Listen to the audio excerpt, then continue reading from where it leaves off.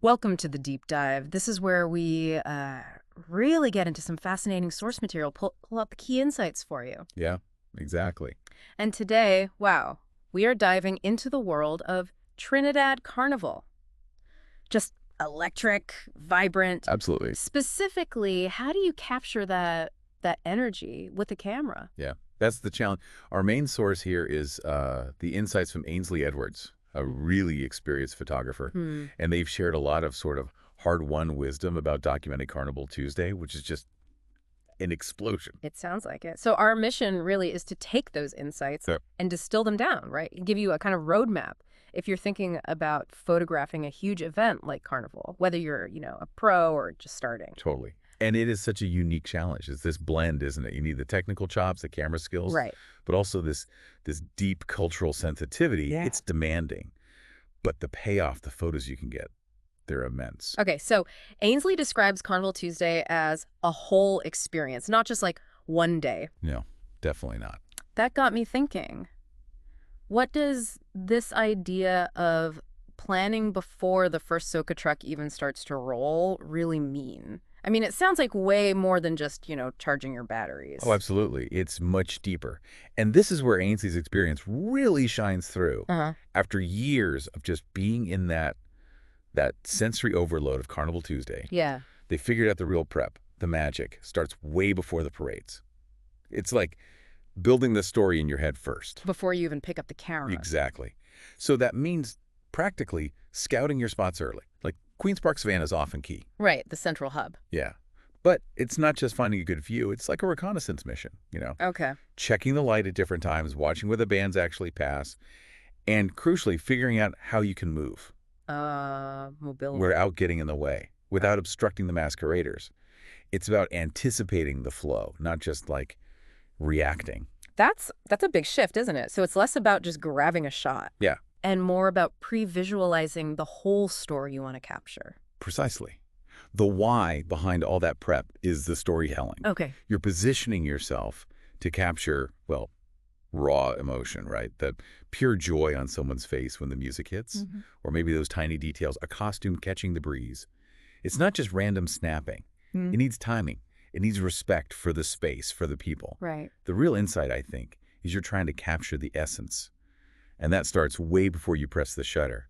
You're almost choreographing your own movement with the event's energy. Okay, let's get practical then. This is where it gets really interesting for anyone, who's tried shooting something fast, unpredictable. Yeah. What gear actually works on the road in that kind of environment, and what techniques are like essential for grabbing those moments that just disappear. Right. Sounds like you need to be super agile and, well, fast. Agility and speed, yeah, they're paramount. And Ainsley's gear choices totally reflect that. They travel light, Makes sense. opting for like a fast, compact Fujifilm mirrorless. Mm-hmm. The insight there is by being responsive, Mm-hmm. You need a camera that keeps up but doesn't weigh you down in that chaos. And lenses? A versatile zoom. Something like a 24-70 millimeter is often preferred. Okay. And that's not just convenience. It lets you keep a respectful distance, Ah, right. but still zoom in for those tight, intimate shots. You're not like invading their bubble, Yeah. but you're still bringing the viewer right into the heart of it. Okay, what about those moments, the really iconic ones, the jump, spin, or whine, those, bursts of energy? How do you even catch that? It's so unpredictable. Yeah, that's where burst mode becomes, well, non-negotiable, right? Ellie, rapid fire. Ainsley specifically says, you never know when someone's going to do one of those moves, and you only get that moment once. Burst mode just ups your chances massively. It's like a safety net. Exactly. A rapid-fire safety net. And then there's the sun, that blazing Caribbean sun. Oh, yeah, that must be tough. Totally. So Ainsley shoots in manual mode, Mm-hmm. full control over exposure, Okay. and actually suggests underexposing just a little bit. Underexposing, that sounds counterintuitive, maybe, for capturing brightness. It does, right. Mm. But the insight here is really potent. Mm-hmm. It's about protecting your highlights. Ah. In that kind of blazing sun, digital sensors can easily clip the whites, lose all the detail in the brightest parts. Right, blow them out. Exactly. So by underexposing slightly, you keep that incredible detail, the rich colors in the costumes, Okay. and you have way more flexibility later in editing to bring up the shadows without losing those crucial brights. That makes sense. And if you get clouds, Yeah. Ainsley calls that a gift, like a natural softbox. Ah, No. like the carnival gods helping out. Pretty much. Gives you that softer, more diffused light. It's a bonus. That's fascinating, though, how all those technical choices, the gear, the settings, connect directly back to the artistic goal, capturing the real spirit. It must be, well, challenging to keep that technical control when you're right in the middle of that chaos, that vibe. Oh, definitely. Does it become second nature, or is it always a bit of a struggle? It gets more intuitive, for sure. Mm. But it's always a bit of a dance, isn't it? Between the technique and just being immersed. Yeah. Every choice, the light camera, the zoom, the burst mode, the underexposure, it's all about maximizing your ability to react to Carnival's energy. Instead of being overwhelmed by it. Precisely. You want the camera to feel like an extension of your eye, not some barrier you're fighting with. Okay, so let's shift to the human side of things. The source material really hammers home, respecting the culture, respecting the masqueraders. Crucial. Absolutely crucial. What does that actually look like on the ground? When you're interacting with people in that kind of high-energy setting, it's obviously not a studio. No way. And this is maybe the most important part, where that cultural sensitivity really matters. You just cannot shove a lens in someone's face if they look tired or if they're just, trying to have their own moment. Yeah, that would kill the vibe instantly. Totally. It ruins their experience, and honestly, it probably ruins your shot too. It won't feel authentic. So what's the approach?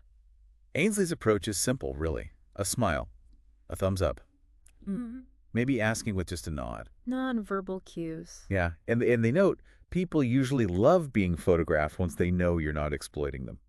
That makes sense. It's about building that tiny connection, even for a second. Exactly. You're asking permission, not demanding access. And what's really fascinating there, I think, is how being part of the energy, not just like an outside observer, how that lets you photograph the vibes, the movement itself. It sounds like you need to connect with the rhythm of the road, feel the bass. That's it. Not just see the visuals. Becoming a respectful participant seems key to getting the really authentic stuff. You've nailed it. It's not just about the technical perfection of the shot, it's the human connection. By showing respect, by moving with the flow, not against it, you're just better positioned to capture that genuine joy, that uninhibited movement, the actual spirit of Carnival. So you're less of an outsider. Yeah, you're not just an observer anymore. You're kind of participating in that shared energy. And that translates directly into more genuine, more powerful photos. It's reciprocal, How so? Well, the more respect you give, the more the event, the people, seem to give back in terms of opportunities for great photos. So wrapping this up then, whether you've got a smartphone or a fancy DSLR, capturing that joy, that color, that rhythm of Carnival, it really boils down to maybe 3 core things. I think so. Meticulous preparation. Yeah, gotta do the homework. Profound respect for the culture and the people. Non-negotiable. And shooting with real intention, knowing why you're pressing the shutter. Exactly. Be ready, be mindful, and have that story, or at least the feeling you want to capture, clear in your head. Right. It's about telling that story. Yeah.